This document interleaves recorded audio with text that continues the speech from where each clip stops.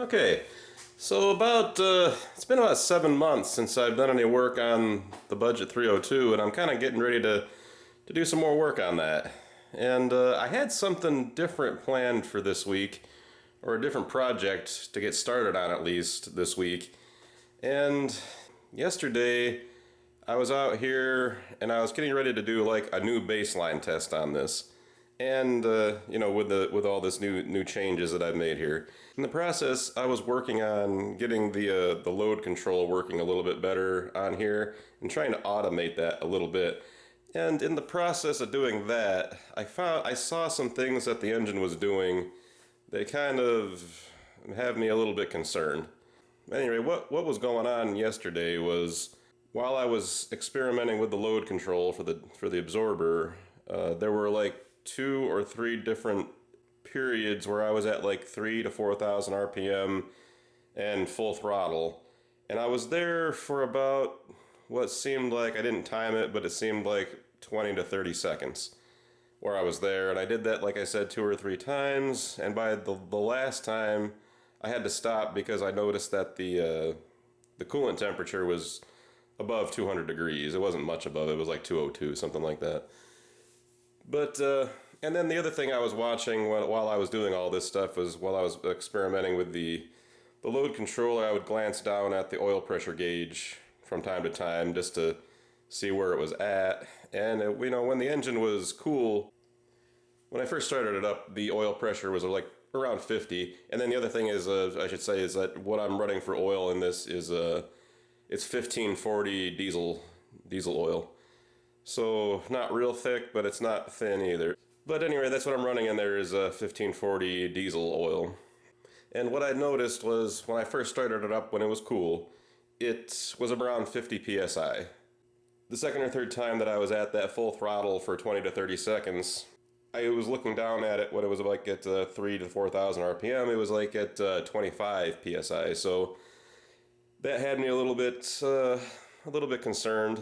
And then the thing that really caught my eye was that at the end of the last one, I brought it back down to idle, and the gauge was basically reading 0. What's probably causing that is that during that fairly extended period of heavy load, probably the oil is getting hot, and then it's getting thinned out and contributing to that low oil pressure.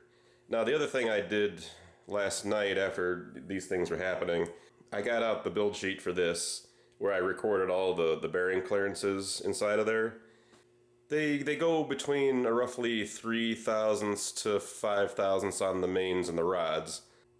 Basically, what I think was causing my low oil pressure problems yesterday was the engine was at a heavy load for a fairly long period of time, and that raised the oil temperature, and the generous oil bearing clearances probably contributed to this a little bit. Now, I have to say that's, when it comes to the oil temperature thing, I have to say that's what I think was going on. But I don't have any way to quantify that because I don't have the oil pan temperature instrumented for temperature, which I think I should.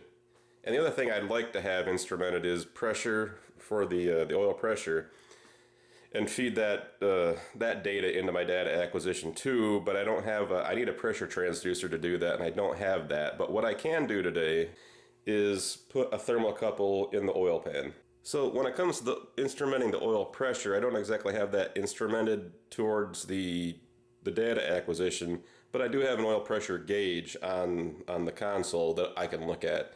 So at least we can look at it that way. It's not going to be as good as it could be, but it should help tell a better story about what may be going on in here. And then I think what we'll do is maybe we can start this up and warm it up and put a load on it, kind of like what I did the other day, although I don't really want to replicate what I did yesterday because running oil pressure that low like that probably isn't good for anything inside of there. I don't want to do that exactly, but what we can do is start it, warm it up, put a load on it, monitor, and we can run a logger and monitor the oil pan temperature, and I can maybe put a camera on the console and we can record the oil pressure in that way. The other thing I can do while I'm doing that is a while ago I built the a blow-by meter, which is up out of shot out there a little bit. We can have a look at that. Because that's also the blow-by that this thing has. I don't know, to me it seems kind of like it's getting up there, but so what we can do is we can instrument this for oil pan temperature, we can hook up the blow-by meter, and we can record all that stuff. And the purpose of that is to lead up to something I'm going to do. The second part of what I'm going to do here is I'm going to put an oil additive in there, and it's something you've almost certainly heard of before. It's they call it an oil stabilizer. I don't know what it is, and the other thing about this is that I'm not here to advertise that stuff. I'm not here to do a product review on it. I'm just going to see, to me what that stuff looks like is this going to thicken up the oil a little bit, and we can see what difference that makes to the oil pressure at different temperatures, and we can see how it affects the blow-by. And the other thing I might do is, because I'm kind of curious of that stuff, how it may affect the compression and the blow-by. We can do a compression test on this before and after we put the additive in it. But another thing that could be going on, or another way I could approach this problem, if the hot oil is causing me to have low oil pressure, another approach to this problem could be to put an oil cooler in it. So, and that probably wouldn't be that hard to do. I don't know, but it doesn't seem like that'd be a real hard thing to do. So, at any rate, let's get the oil drained out of this. Let's get the plug out. Let's get that machined for the fitting to put the thermocouple in, and we can go from there. Okay, so I got the drain plug drilled and tapped for that brass fitting, and then the thermocouple goes into it that way. Okay, so I got the thermocouple installed in the oil pan down there, and I've got the tubes hooked up so that we can measure the blow-by on this. Actually, we'll kind of warm this up pretty good. We'll get up around, maybe around 180 or so. Kind of what I'm going to be looking at here is more of the oil temperature than maybe the coolant temperature.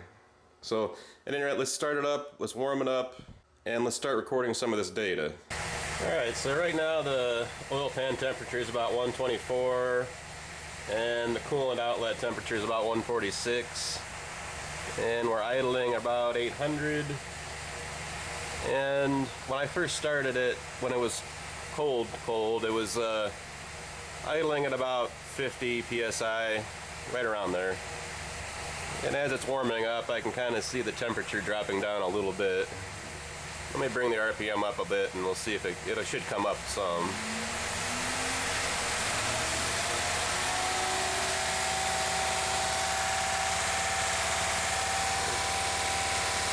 We're sitting there about 50 psi.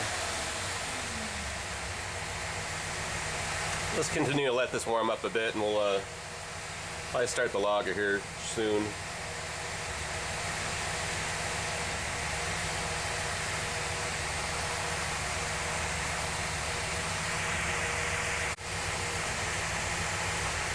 Okay, I can kind of see we're coming in close to like 160 degrees on the coolant temperature, and we're about 150 degrees on the oil temperature. And it looks like our oil pressure does continue to come down there. So let's keep watching that for a little while.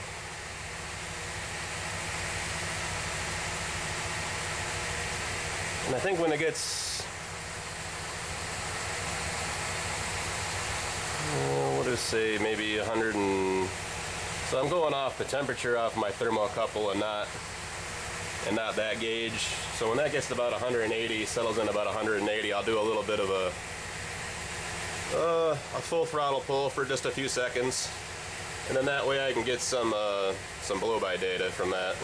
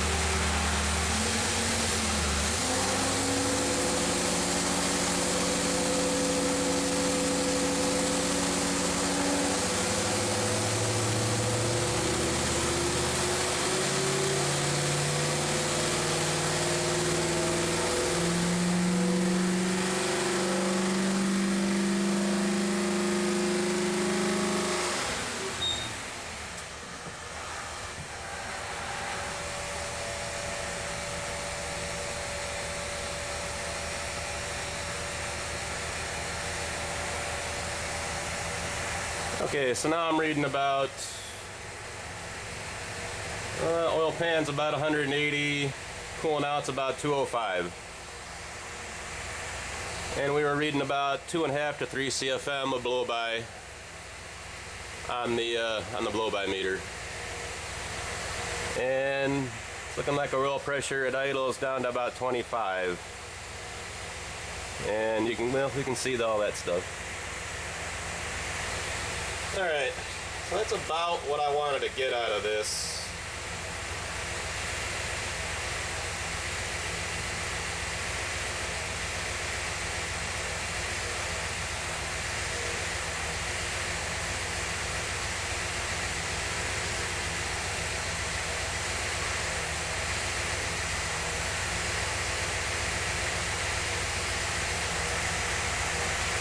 So, at any rate, you can kind of see, I'll bring it up to 2,000 real quick and see.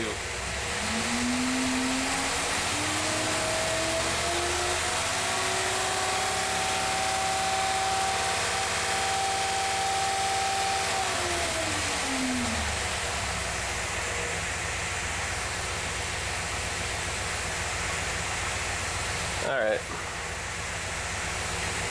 Alright, that's about as good as I can do for right now. Now the next thing I want to do before the engine cools down too much is I want to go through and pull all 8 spark plugs out and do a compression test on all of them. So let me get right to that, and we can go over it, but I need to do it quickly before the engine cools off. So I'll just do this on camera for one cylinder, then I'll go do the other 7.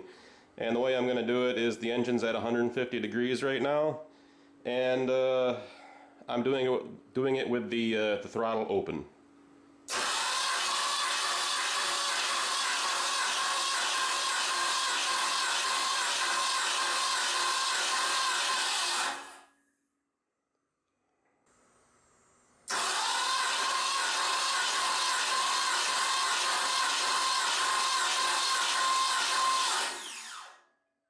I'll call that 95.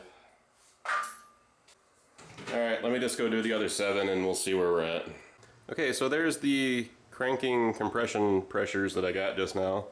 Well, in my opinion, that's not looking too good. You can tell me what you think. But to me, that's looking not so good. But what I'm going to do next is, because I've got an electric water pump on there and that heat exchanger, I can flow cool water, pretty cold water, well, not cold, but I can flow cool water through the heat exchanger and run the water pump at the same time and cool the engine down pretty quickly. So what we'll do is we'll let it sit and cool, and then we're going to go through and then do this compression test again with the engine cooler.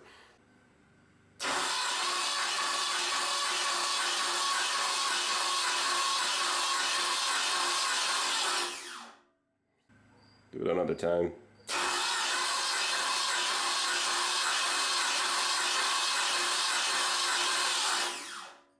Getting about 100. So, kind of wondering about that. I think I'm going to shoot a little bit of oil down in there and see if that makes it come back up. If it does, that kind of indication that that's probably the rings.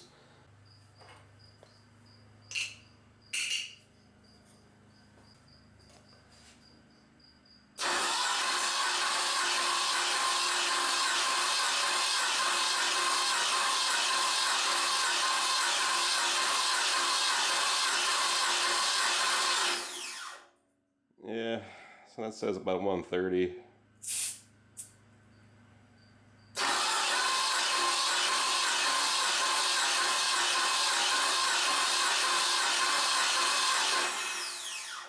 About 130. So introducing some oil into that made that go up, what, like 30 psi.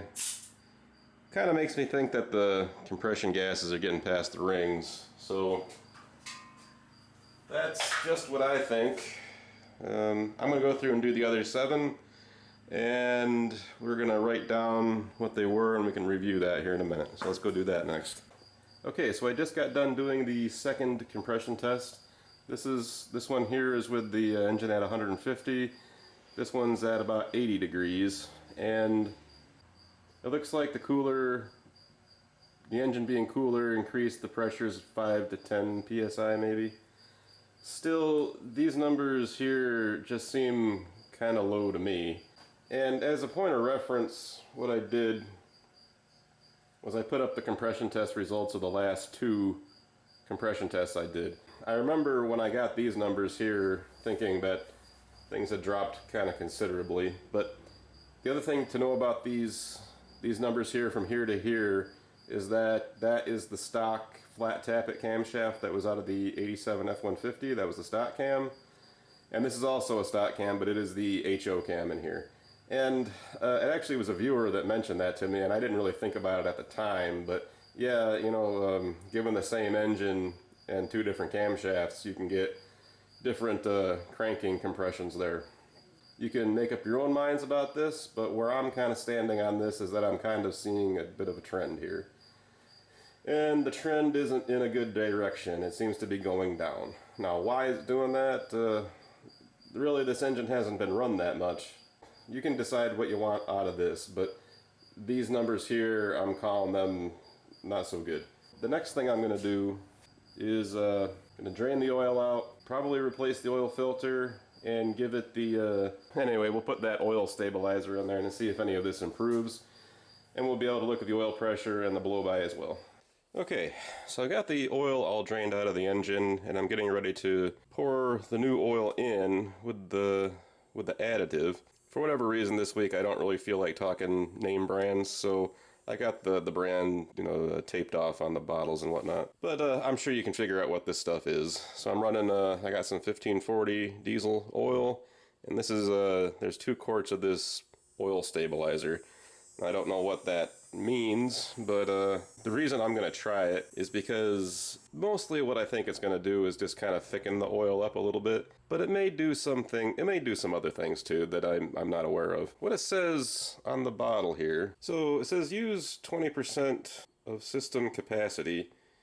So like if you got a 5-quart oil pan, or if you got an engine that takes 5 quarts and you wanted to run 20% of this in that system, you'd use 1 bottle of that per 4 quarts of that. So 1 quart of that per 4 quarts of that.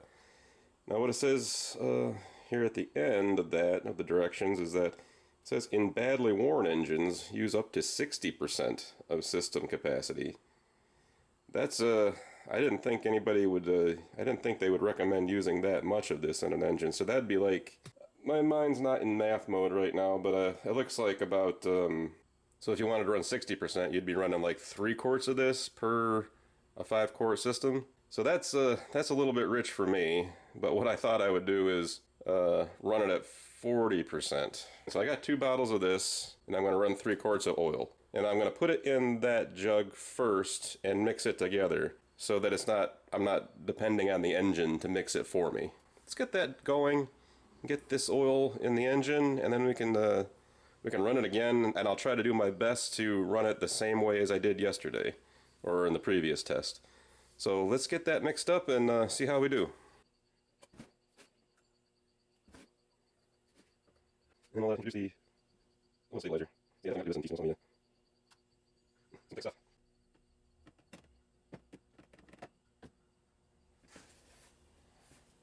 Okay, so I got it filled back up with oil. It's got a new oil filter on it. I'm going to try to do what I did yesterday the same way today, so that hopefully I can repeat these 2 processes and let's start it up, warm it up, and see how we do.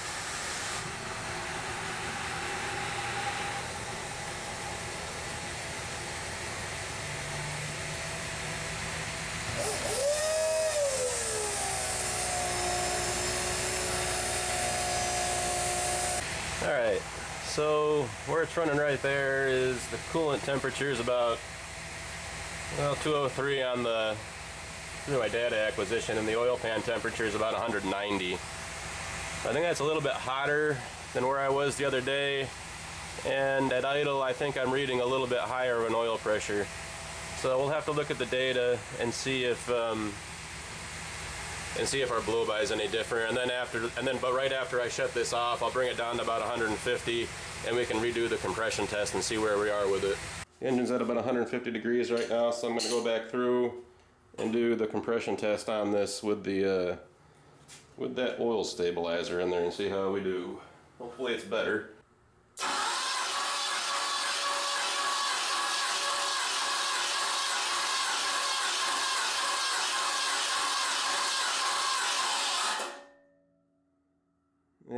It didn't change it at all.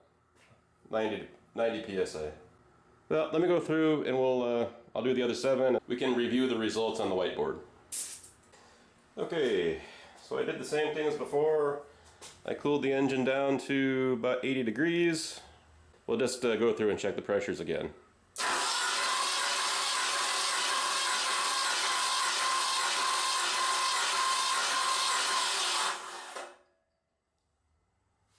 It's looking like 95.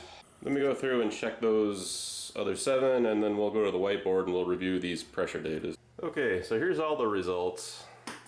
This is the hot test I did before the oil change. This is the cold test I did before the oil change.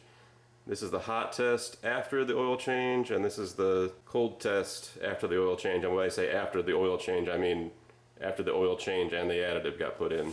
And over in that column there, I'm just putting that there for reference, is that these are the compression test numbers that I got back in like December or January.